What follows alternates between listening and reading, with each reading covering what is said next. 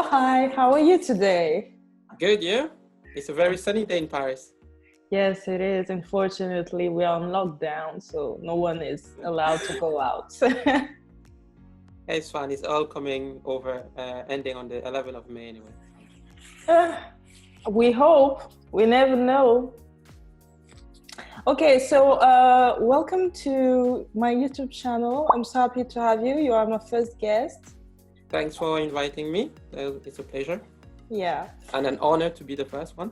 Yeah. You are a friend to me, I believe, so it was very important to have you first. And you were the first to say, yes, why not? Let's do it. Always up for adventures. So yeah, cool. So can you please introduce yourself? Where do you come from? Where did you grow up? And what were your hobbies as a kid? So I'm Joel. I'm a Cameroonian, born and bred in Cameroon. Did all my life basically. My childhood in Cameroon, moved to Europe back in 2012 and to study in Paris. As a kid, I think as a kid I didn't have like a special hobby. It was like bike riding,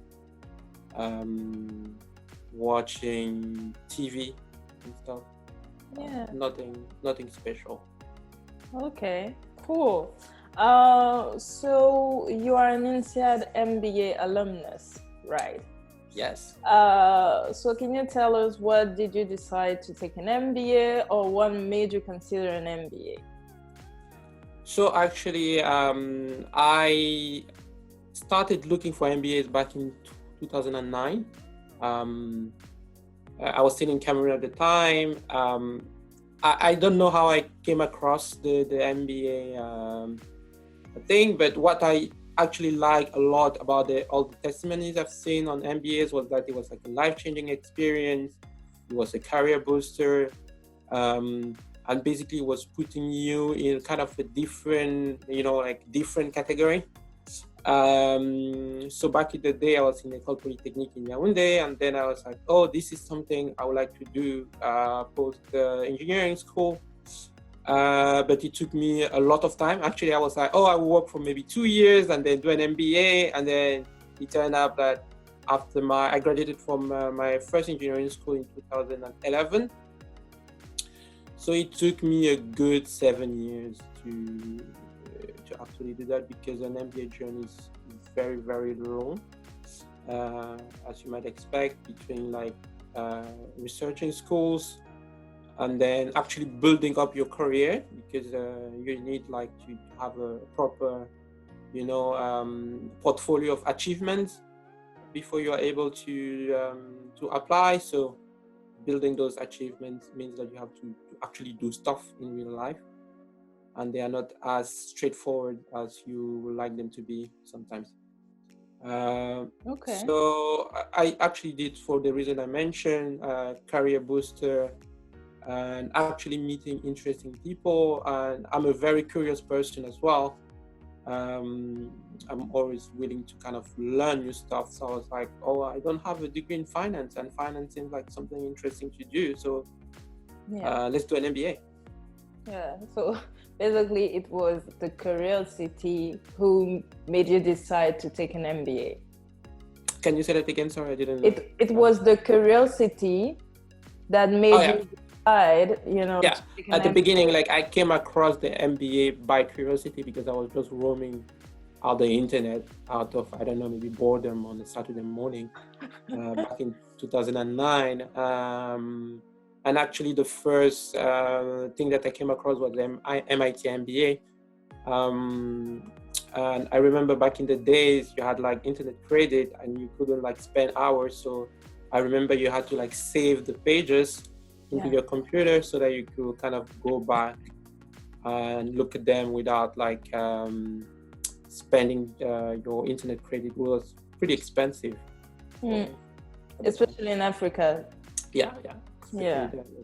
And I was a student too, so I didn't have like unlimited money, so I had to be very careful with my internet budget. Okay, So next question. What's your best memory about the MBA program versus your worst memory?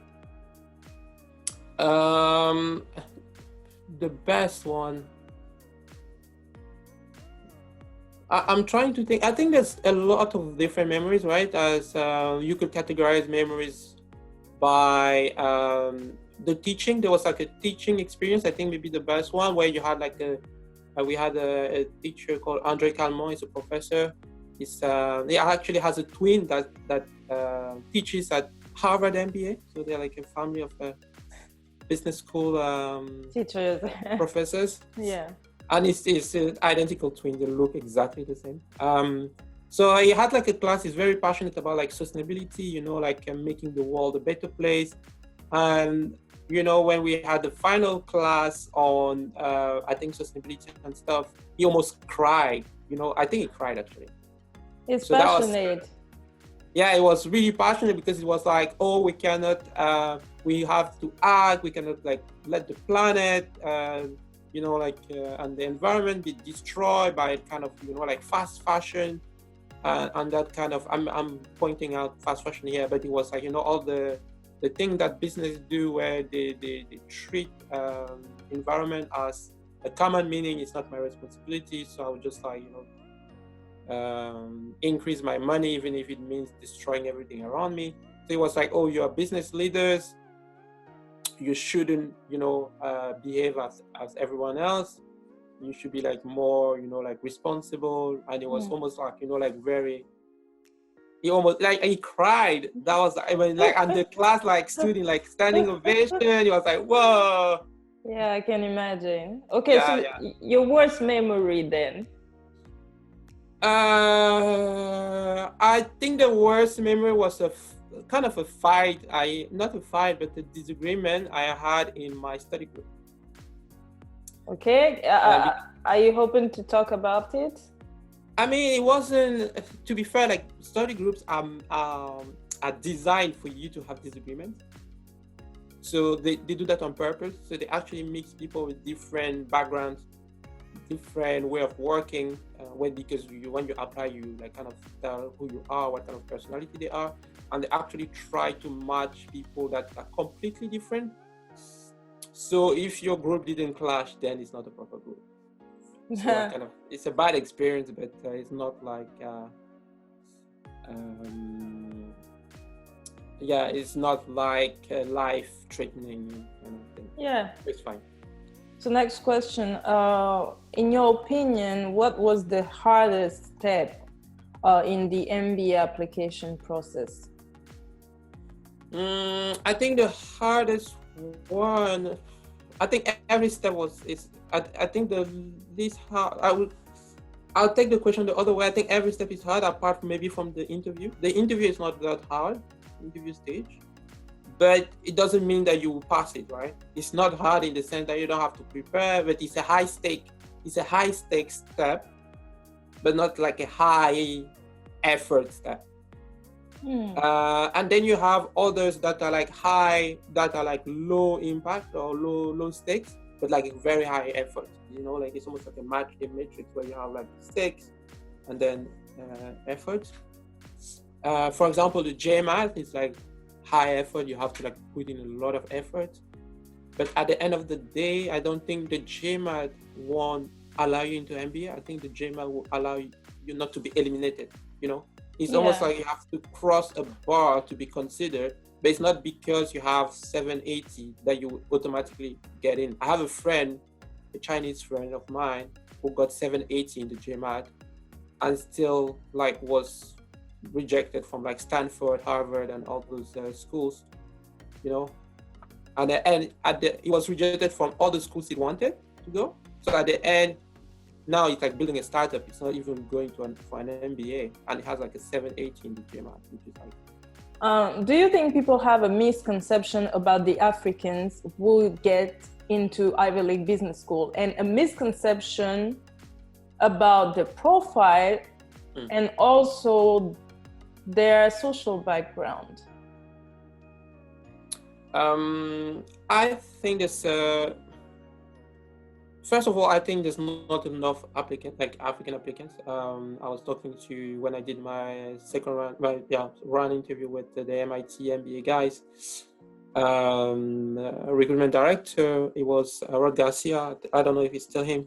It was like there's not enough African applicants to the MBA, so that's why we don't have a lot of Africans in the program. That's the first thing. I think the second thing too is due to like the not having role model. For example, before applying to an MBA, I knew no one. You know, when I was a child in uni or in high school, I knew no one that had that went through an MBA, and so even like, you know, the family wasn't like totally behind it, because they were like, oh, you already have 2 master's degree, what are you trying to do? Is it like are you just like school? Why, if you like school, or like why not like doing a PhD, maybe like cheaper, you know? So you couldn't really articulate, especially it's really expensive program.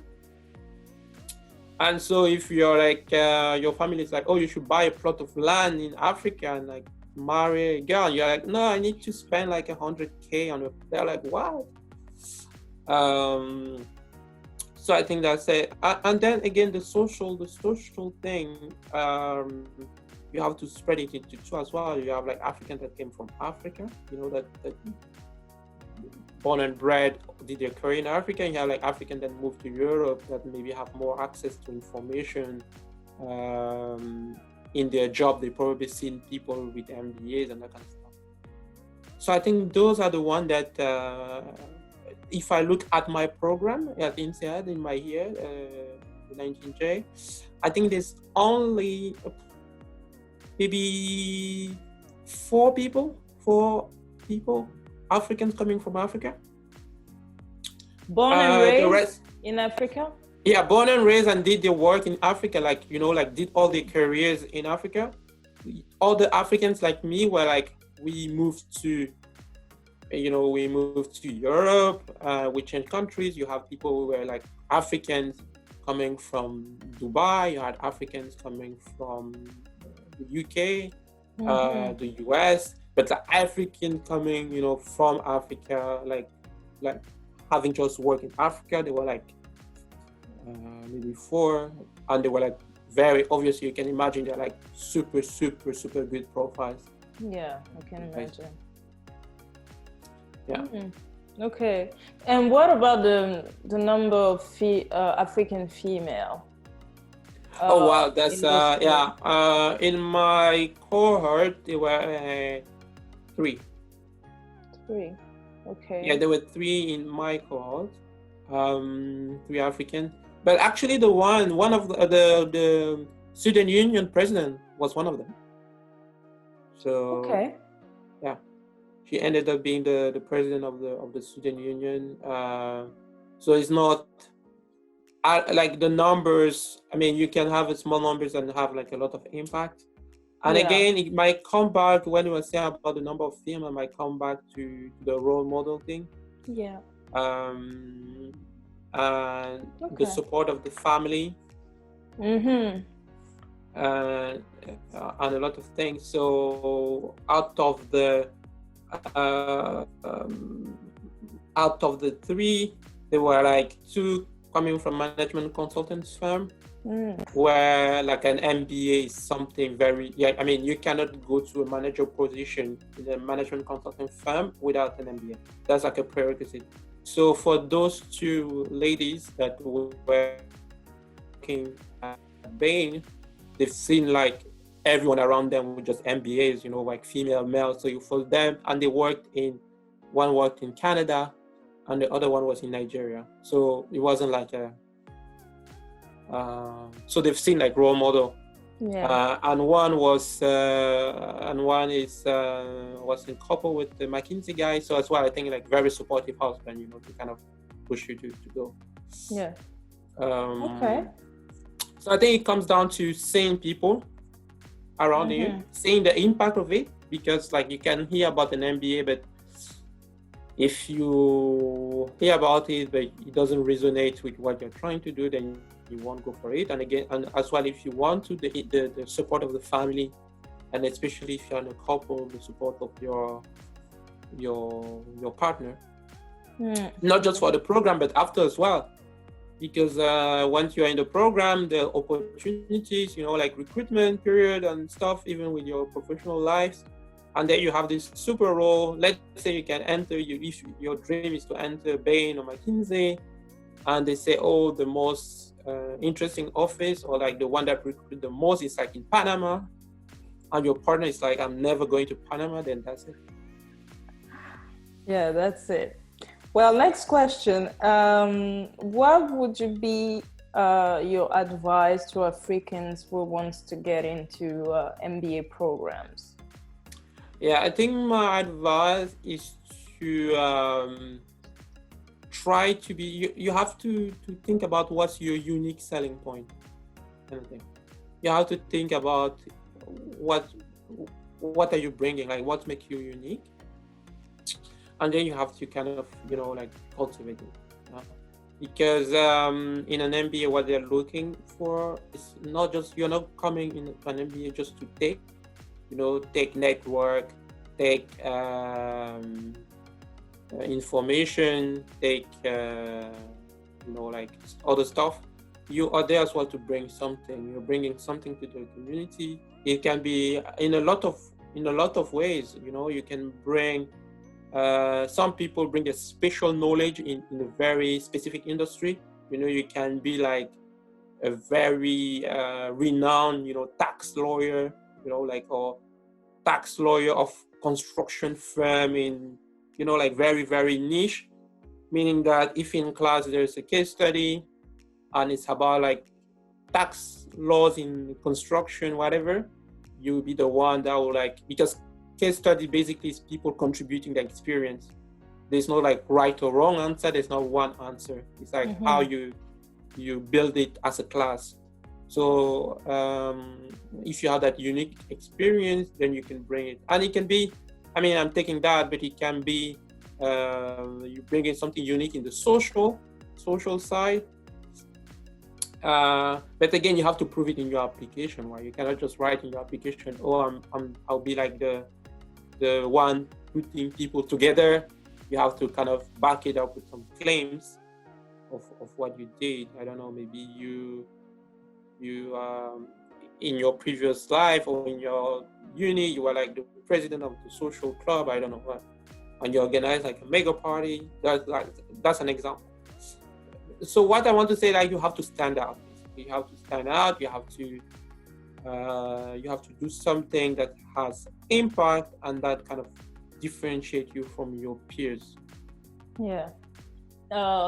People who apply to an MBA, they have to stand out in the way. But how people will see that they really stand out, and they are not just pretending, because at the end of the day, it's just about your score on the GMAT, your score, the English proficiency test, and then you have the essays. How people will see eventually that you stand out because you're socially good, obviously you're smart, and you really want to make an impact, and you have this long vision that you're working on, trying to get into the MBA. I think to stand out, right? I think like what most of the recruitment officers do, that's what my guess is, that they look at past behaviors to predict future ones, right? So I think you have to have a track record. You can have a vision, but how have you already started working on it? You can say, oh, it's when I will get into the MBA, I have this vision, I won't do anything about it now, and then when I get into the MBA, that's when I'm going to start. It's like saying, oh, I need to really go to the gym, but I won't do it now. I'm waiting to get a partner, and then I will start going to the gym. Like, they won't trust you. They won't believe you. Like, you know, in INSEAD, the management accounting professor said something that stayed with me, is that a good signal is a costly signal. So if you want to show that you are different, you want to signal that you're different, it has to cost you something. That's very true. That's very true. Okay. And cost not the money, but it can cost you, you know, like your friends, your partner. Exactly, your friends, your partner. It has to cost you something. Yeah. Otherwise, it's not a good signal. A good signal is a costly one. Thanks for sharing that with us. So we're gonna play 2 games because you're a special guest, right? Okay, good, like that. So the first one is curious, and the second one is live it or love it. Okay. Love it or leave it, okay? So the first one, I ask you a question, you answer very quickly. Okay? What's your guilty pleasure?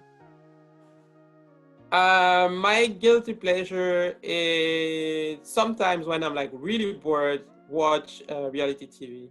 Oh, this is incredible. We have so many things in common. A superpower you wish you had?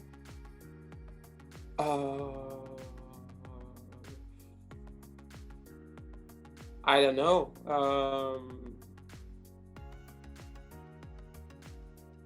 Okay, let's move on then. I don't know. I would say like making people happy. Oh, okay, cool. A secret talent you have? I mean, I'm not. If everyone that knows me knows it's not a secret because I kind of share it to everyone. It's dancing. Love it. Dancing kizomba, right? Of course, the only one and only. Okay, cool. Is there anything you long believed to be true and realized wasn't? Yeah, I believe a lot for a while on the Maslow pyramid, and then we actually had an organizational behavior class, and I still remember the distinct moment. One of my classmates raised his hand and was like, "The Maslow pyramid is not true. It's not like," and I was like, "Oh." Okay. And then the professor was like, "Yeah, this thing is not really. I mean, it's a good framework, but you cannot. Have you know the Maslow pyramid, right? The hierarchy of needs." Yeah, I don't use it, to be honest. Yeah, for a while I've used it a lot. Like, you know, that was like my go-to tools when I had like political discussion with my friend all the time in Cameroon. That was something my go-to. That was like my, you know, my secret weapon to end the debate, or to win an argument. And then I realized it was flawed, and then I was like, yeah. So. Okay. How are you different now versus your 20-year-old self? Oh wow. Whew. I'm like, I don't know, like so many layers of difference. I Just don't even one. know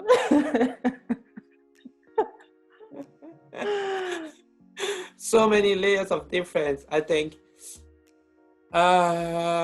for a start, my 20s, like it's like 20 years old. It's like you're 20, yeah.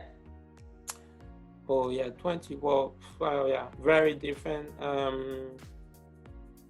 In my 20s, first of all, I thought that I would never come to Europe. I was like, I don't want to come to Europe. I just want to stay in Cameroon and have like, you know, like I wanted to do like the normal thing. Although I wanted to do an MBA, I think by the time already. Yeah, I just wanted to be like, you know, I'll work, you know, buy a plot of land, do like the normal thing that you're supposed to do. An African ordinary life, right? Exactly. That was my thing. I was like, oh, maybe I would do an MBA, and then you know. Yeah. And how today are you different from your 20-year-old self? I think because when I moved to Europe, it's not Europe that changed me. I think it's the people that I met. So I met a lot of people that just like broadened my mind so much. They just like, they tell you about like concept. I'm just like, wow. And recently again, it's not someone that I met, but I read the Nassim Taleb book. And he was talking about the concept of, black swan, gray swans, white swans. And basically after reading this book, I always wanted to come to Cameroon, go back as quickly as I could. But now after reading Nassim Taleb's book, I'm like, okay, it might not be the smartest move to do right now. A thing you will change about Africa. And then we have the last question and we'll move to the second game. I think what will change about Africa is making it mandatory for people to have classes on critical thinking. Okay. I think critical thinking is really important. If we, I think it would be like classes on critical thinking and kind of as well changing the mindset. I think why I'm telling that is because the last time there was this video on Facebook that I watched, and I have this, it's not a pleasure, I think it's a curse, that I always like look for the comments, and I think I shouldn't do that. There was this, basically the video was a guy saying, we African should take advantages of failures, if we see failures in our environment, we should consider how we can, as business people, benefit from it. So the guy took the specific example. He said, if you see your city is really dirty, there's trash everywhere. He was saying Africans will say, oh, it's the government that's not doing its job. And he was like, as new generation, we should ask ourselves, how can I put in place a business model that will help clean the city and make me money? So that was the video. And I love that. I think that's the mindset we should have. I think we should look at failures from public services or other stuff as opportunity for entrepreneurs to make money.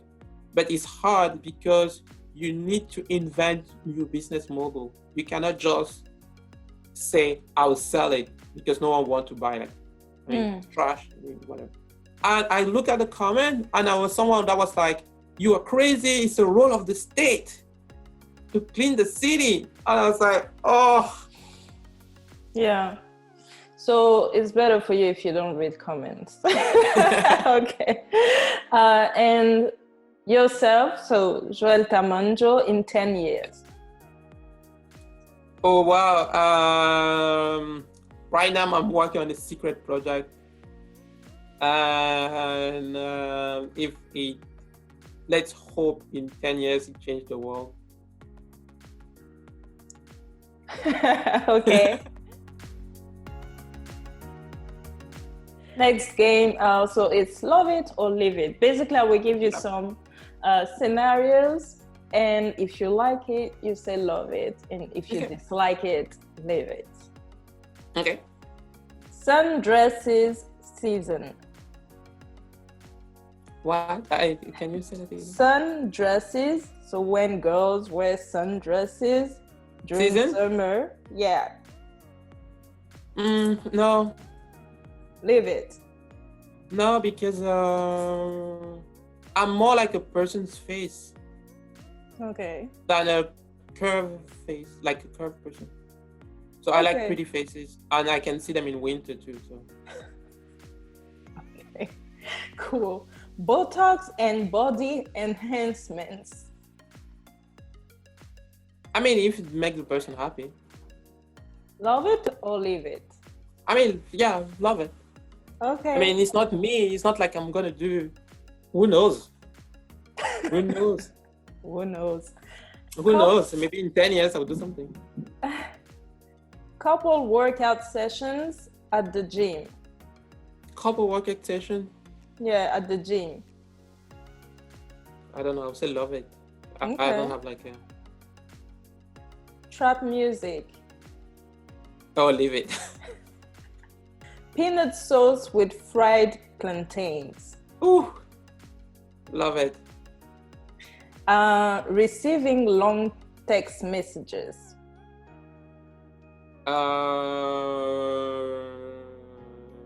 It depends. Are they like work text messages or personal ones? Long text messages, both. If they are like work ones, I'll be like, I won't like read it. Either way, I won't read it right away. I will read it when I have like peace, because I'm like, a long text message is there's never a good thing about them. I've never seen a long text message at the end they say I love you. It's always like, arguing. Yeah, it's always like a long explanation about why you are wrong. Yeah, well, black women wearing blonde wigs. I don't know. Again, it depends on like your face texture and your skin texture, right? I'm not a specialist of beauty, whatever, but depending on what your skin composure and your what kind of persona you're trying to project. If you are like trying to project the pin-up thingy, and then you're kind of what we call the commercial skin in Cameroon, then it might work. Okay, so between love it and leave it. I'll be like, love it. I don't know. Yeah, love it. Okay, romantic movies. Love it. Okay, and the last one, reality TV, but you said it. You love it. So thank you for your I love time. like not every reality TV though. I don't like adventures one. I only love like the dating ones. Like if they have to like like Pekin Express, where they have to go to like I hate that.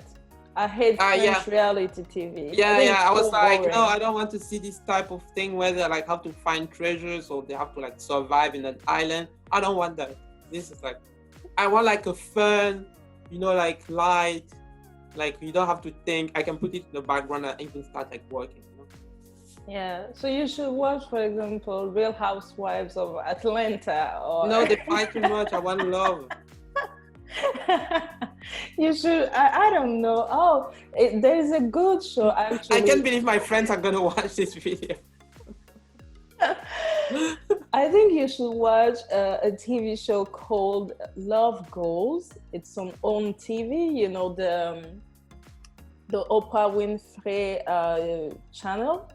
Okay. And it's very interesting because it's based on couples therapy with certified therapy. I'm single. It's like way to go see a couple therapy. Like, but it's very interesting because the therapists always highlight, things inside the relationship that you can, take for yourself. So it's very interesting.